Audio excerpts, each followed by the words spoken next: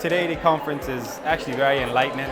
It's interesting, it's engaging. It actually makes me do a lot of reflecting because today we're talking a lot about race and racial trauma and what affects people differently.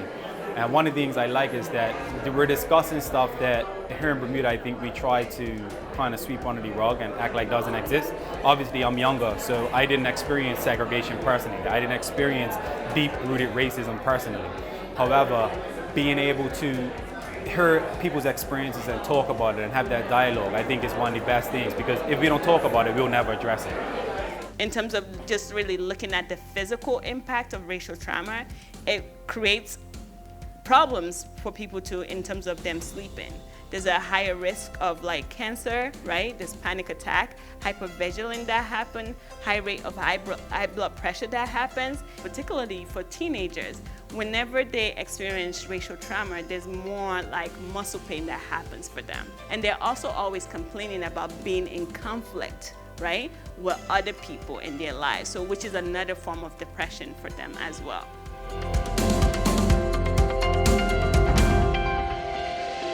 I think that it's really important to have dialogue and keep it continuing, but at some point you have to wonder how far the dialogue is going to go and whether we're preaching to the converted. The people who show up at these conferences are people who are open to it, who, especially white people, they're white people who want to know more and want to change the status quo, want to change what's happening.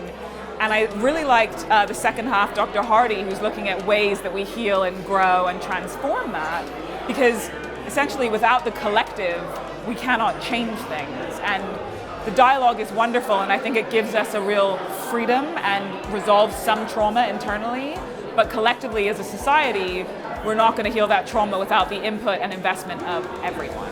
What I'm really hoping for is that we can do something that is exceedingly difficult and rare for us to do as a species, and that is to get together in mixed race company and have honest, earnest, meaningful conversations about race. And so I really want to sort of do my fair share to help cultivate that. And what I want to offer is that for you to engage with me and to hold me accountable. The millennials are the persons taking over the workforce. We're the therapists now. We're the people bringing home the bacon, right? We're earning our keep. So we need to be involved in this conversation just as much, because we're now the one raising the families. We're now the ones bringing home the bacon, as I said. So everyone needs to be involved. It's a conversation that's not just about the individual, but all of us as a whole living here in Bermuda. I think that this conference is great for anyone on this island to come and listen and learn about the effects of race, the effects of trauma. And it's such a small country.